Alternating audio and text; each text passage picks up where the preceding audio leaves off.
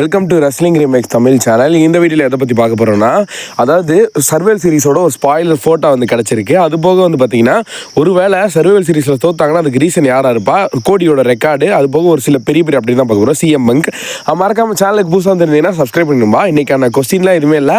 நம்ம சேனல் வந்து பார்த்தீங்கன்னா 5K சப்ஸ்கிரைப் அடிச்சிச்சு. அதுக்கு ரீச் ஆனதுக்கு காரணமே உங்களோட சப்போர்ட் தான். நீங்கள் சப்போர்ட் பண்ணலைன்னா இந்த அளவுக்கு வந்திருக்க முடியாது நண்பா. நம்ம இப்போ அடுத்த பிளான் என்ன லைவ் பண்ணலான்னு இருக்கோம். அதுக்கு டேட்டை நீங்களும் ஃபிக்ஸ் பண்ணுங்கள். நம்பர் ஒருத்தர் பிராக் லெஸ்னர் பற்றி தான். இப்போதைக்கு சோசியல் மீடியாவில் இந்த ஒரு பிக்கு வந்து பார்த்தீங்கன்னா வைரல் ஆகிட்டு இருக்கு. அதாவது என்னென்னா, சர்வைவல் சீரிஸ் வார் கேமோட பிக்கை அப்படியே கொஞ்சம் சேஞ்ச் பண்ணி பிராக் லெஸ்னரை ஆட் பண்ண மாதிரி வந்து ஒரு பிக் வைரல் ஆகிட்டு இருக்கு. எதுக்காகடா இந்த வீடியோ போடுறீங்கடா, அதுக்கேற்ற மாதிரி ஒரு சில பேர் வந்து சொல்லியிருக்காங்க. அதாவது மேபி வந்து பிராக் லெஸ்னரை எக்ஸ்பெக்ட் பண்ணலாம்.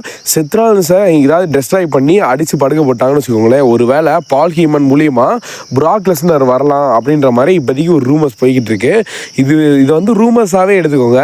இது வந்து சான்சஸ்ன்றது இம்பாசிபிள் தான். சான்சஸ் ரொம்ப கம்மி தான். பிராக் லெஸ்னர்ன்றது இந்த ஒரு மேட்ச்சில் பிளட் லைன் கூடலாம் உள்ளே வரமாட்டார். வந்தாருன்னா பிளட் லைன் 2 பேருமே அடிச்சு போட்டு மனுஷன் ஒரு சாட்டு போயிட்டே இருப்பார். அப்படி தான் நடக்கும்.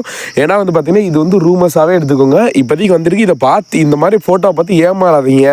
அதை எக்ஸ்பெக்ட் பண்ணிட்டு உட்காந்துருக்காங்கன்றதுக்காக தான் இந்த ஒரு பிக்கை வந்து இதை வச்சு ஷேர் பண்ணி நான் சொல்லிக்கிட்டு இருக்கேன்.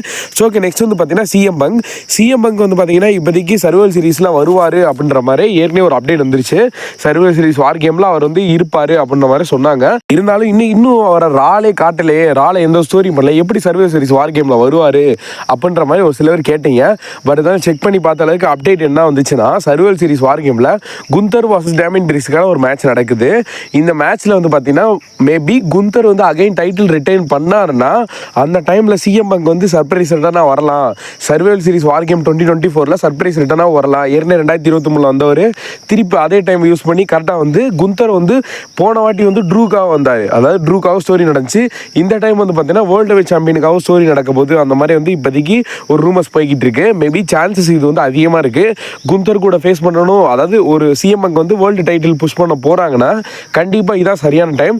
ஏன்னா டேமியன் பிரிஸ் தான், அதாவது இது இந்த இப்படி கரெக்டாக நடந்துச்சுன்னா அந்த ப்ராசஸ் சாட்டர்டே மெயின் ஈவெண்ட்டில் குந்தர் வர்சஸ் சிஎம்க்கான மேட்ச் வந்து பார்க்கலாம். நெக்ஸ்ட் அப்டேட் வந்து பார்த்தீங்கன்னா ரெசல்மேனியா பற்றி. ரெசல்மேனியா 41 வர இன்னும் 5 மாதங்கள் தான் இருக்குது. கரெக்டாக வந்து பார்த்தீங்கன்னா 19-20 வந்து பார்த்தீங்கன்னா ரெசல்மேனியா நடக்கும்போது இன்னும் 5 மாதம் தான் இருக்குது. அது கூடால வந்து பார்த்தீங்கன்னா பெரிய பெப்பரின்னு survival series war game and royal rumble வந்து பார்த்தீங்கன்னா ஒரு பெரிய சூப்பர் ஸ்டார் வந்து தீர்மானிக்கிற ஏரியா. அதாவது என்னன்னா, அவர் தான் அந்த ராயல் ரம்பர் வின் பண்ணாரு. அவர் தான் அந்த இயரோட பெஸ்ட்டாக வந்து தெரிவார். அது போக எலிமினேஷன் சாம்பியன் அதே மாதிரி தான்.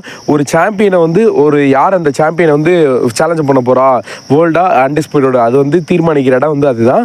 அதனால இன்னும் ஒரு 2 பேப்பர் இதாக இருக்குது. அதுக்கப்புறம் அதாவது ரெசல்மேனியா தான். ரெசல்மேனியாவுக்கு எல்லாருமே வெயிட் பண்ணுறது என்னன்னா, கோடியோட ஸ்டோரி வந்து எண்ட் ஆகுமா, இல்லை ரோமன் அகைன் சாம்பியன் வின் பண்ணுவாரா, ராக் வந்து கம்ப்ளீட் பண்ண போகிறாரு. நெட்ஃப்ளிக்ஸ் டைம் வேறு பத்திக்கிட்டு எரிய போகுது ரெசல்மேனியா. சத்தியமாக சொல்கிறேன், வேற லெவலாக இருக்க போகுது. ஏன்னா வந்து பார்த்தீங்கன்னா இந்த ரெசல்மேனியா ஜான்சினை வேற ஒரு ஃபைனல் மேட்ச் பண்ணுறதா இருக்காரு. அது போக அந்த பார்த்தீங்கன்னா கோல்ட்பர்க்கோட ரிட்டையர்மெண்ட், ஸ்டோன் கோல்டு வர போகிறாரு, ராமஸ்டேடியோ ரிட்டையர்மெண்ட், ஏகப்பட்ட பிளான் இந்த ரெசல்மேனியாவில் இருக்குது. 2 நைட் வந்து பார்த்தீங்கன்னா நம்மளுக்கு செலிப்ரேஷனாக தான் இருக்க போது.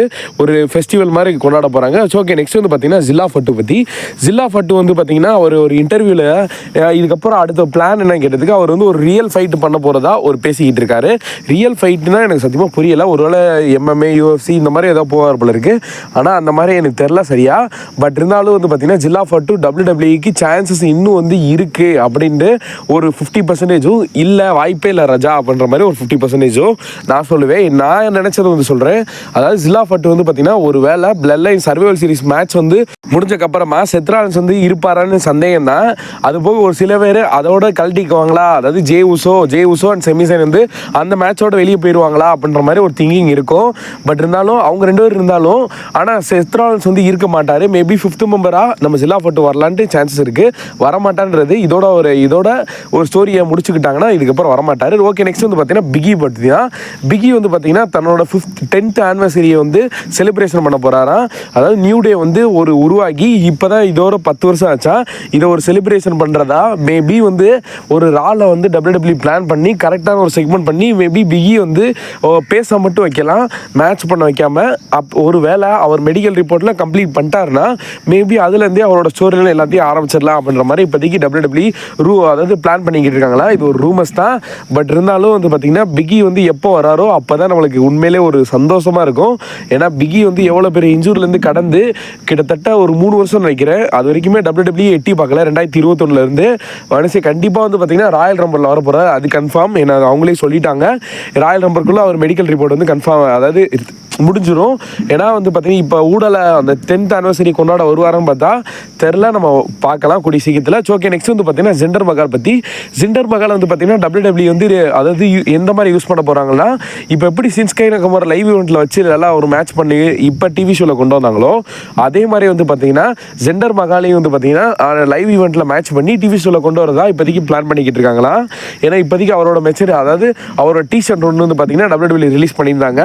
இதை பார்த்தோன்னே எல்லாத்துக்குமே தோணுது என்னன்னா, திருப்பி ஜெண்டர் மகால் நம்ம இந்தியா சேர்ந்த ஜெண்டர் மகால் வந்து திருப்பி WWE ப்ளே பண்ண போறாரா அப்படின்னு இந்த மாதிரி லைவ் ஈவெண்ட்ல ப்ளே பண்ண அதிக சான்சஸ் இருக்குன்னு சொல்லியிருக்காங்க. நம்பர் 4, 2024 ஸ்டார்டிங்ல இருந்து இப்போ வரைக்குமே யார் டாப் 5 ரெஸ்லர் வந்து அதிக மேட்சஸ் பண்ணியிருக்காங்கன்னு பார்க்கலாம். அதில் எல்ஏ நைட் வந்து பார்த்தீங்கன்னா 65 மேட்சஸ் வந்து பண்ணியிருக்காரு, பிரியங்கா பிளேயர் 67, டாமின் பிரீஸ் வந்து பார்த்தீங்கன்னா 68, ஜே உசோ வந்து பார்த்தீங்கன்னா 81, கோடி ரூடு 91.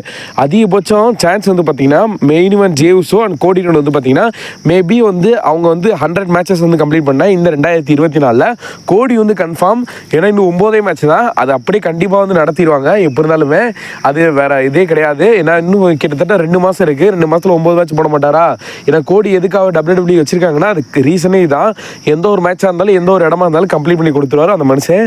அதனால தான் ஒரு அன்டிஸ்பியூட்டட் சாம்பியனாக இருக்காரு, நான் அப்படி சொல்லுவேன். ஏன்னா வந்து அப்படி தான், அதுக்காக தான் உண்மையிலேயே ரோமன் டைட்டில் போச்சுன்னா அவர் வந்து ஒரு ஹீல் டன்னு. அதனால் அடிக்கடி ஒரு சில மெயின் இவெண்ட், அதாவது அடிக்கடி லைவ் இவெண்ட்லாம் மேட்ச் பண்ண விட மாட்டாங்க. அதனால வந்து பார்த்தீங்கன்னா கோடி ரூடு சாம்பியனாக இருக்குது, இது ஒரு மெயின் ரீசனாக இருக்கும். ஓகே, நெக்ஸ்ட்டு சர்வைவல் சீரிஸ் வார் கேமில் ஒரு வேளை ஓஜி பிளேலைன் தோற்று போனால் அதுக்கு மெயின் ரீசனாக 2 பேர் தான், செத் ராலன்ஸ் அண்ட் செமிசேன். ஒரு வேளை செமிசேனோட அதாவது தெரியாமல் தப்பி தவறி யாரையாவது அட்டாக் பண்ணி, ஒரு வேளை ரோமன் ரெயின்ஸே அட்டாக் பண்ணி அந்த மூலியமாக தோற்று போக சான்சஸ் இருக்குது. ஒரு வேளை ஷீல்டு ட்ரெஸ்ஸில் செத் ராலன்ஸ் வந்தால் செத் ராலன்ஸுக்கு ரோமன் ரெயின்ஸ் அகைன் ஒரு கான்ட்ரவர்சி ஆகி அங்கே சண்டை போட்டு ஒருவேளை அப்படி ஒரு பிரச்சனை வந்து தோக்குறதுக்காக சான்சஸ் இருக்குது அப்படின்ற மாதிரி எக்ஸ்பெக்ட் பண்ணலாம். ஏன்னா சர்வைவல் சீரிஸ் வார் கேம் சத்தியமாக சொல்கிறேன் ஒரு குழப்பமான, ஒரு ப்ரெடிக்டே பண்ண முடியாது, எந்த வழியில் எப்படி போய் முடிக்க போகிறாங்கன்னு இன்னும் சத்தியமாக தெரியல. ட்ரிபிள் கட்சி என்ன பிளான் பண்ணியிருக்காருன்னு இன்னும் வரைக்கும் சத்தியமாக என்னால் ப்ரெடிக்ட் பண்ண முடியலை. மேபி உங்களால் ப்ரெடிக்ட் பண்ண முடிஞ்சுன்னா ஓஜி பிளேயர் தான் சொல்லுவீங்க கண்டிப்பாக. ஆனால் என்ன ஸ்டோரி லைன் கொண்டு போகிறாங்க, அவங்க ஃபியூச்சரில் என்னென்ன நடக்க போகுது அதை பற்றி தான், அதுக்கேற்ற மாதிரி தான் இங்கே வந்து மேட்ச் பண்ணுவாங்க. அதனால் என்ன நடக்க போது சத்தியமாக நம்மளால் ப்ரெடிக்ட் பண்ண முடியாது. இதுக்கப்புறம் வந்து பார்த்தீங்கன்னா ஒரு வேளை ரோமன் வின் பண்ணிட்டாங்கன்னா நெக்ஸ்ட் லெவல் வந்து பார்த்தீங்கன்னா ட்ரைபிள் காம்பேக்டாக தான் இருக்கும். ஓகே, நெக்ஸ்ட் வந்து பார்த்தீங்கன்னா நிக்கால் டீஸை பற்றி என்ன ஒரு அப்டேட் வந்துருக்குன்னா, அவர் வந்து இப்போதைக்கு ஜென்ரல் மேனேஜராக இருக்கார் ஸ்மாக் டவுனில். அது போக வந்து பார்த்தீங்கன்னா அவர் ஒரு வேளை ஃபியூச்சரில் ரிங் சைடு வரலாம். அவர் வந்து கான்ட்ராக்ட் இப்போ சைன் பண்ணியிருக்காது, ரிங் சைடும் சேர்த்து. அது போக வந்து பார்த்தீங்கன்னா அதுக்கப்புறம் ஜென்ரல் மேனேஜர் 2 போஸ்ட்டுக்கு வந்து சைன் பண்ணியிருக்காராம். ஒரு வேளை ராண்டிக்கு ஒரு கான்ட்ரவர்சி ஆகி ஆர்கே விழுந்துச்சுன்னா ஒரு வேளை ரிங் சைடில் வந்து பார்த்தீங்கன்னா மேட்சஸ் பண்ணலாம் அப்படின்ட்டு நான் எக்ஸ்பெக்ட் பண்ணுறேன். ஏன்னா ரிங் சைடில் பண்ணியிருக்காங்கன்னா இந்த மாதிரி செக்மெண்ட் தான் நடக்கும். ராண்டி இல்லைனா பிராக் லெஸ்னர் யாராவது தான் அடிச்சு தூக்கி போடுவாங்க. ஐ ஹோப் இந்த வீடியோ பிடிச்சி லைக் பண்ணி நம்ம சேனலை சப்ஸ்கிரைப் பண்ணுவா. See you next day. Thank you for watching. வேறு ஏதாவது சூப்பர் ஸ்டாரை பற்றி அப்டேட் என்ன மறக்காமல் கமெண்ட் பண்ணுங்க. நம்பா. தேங்க்யூ.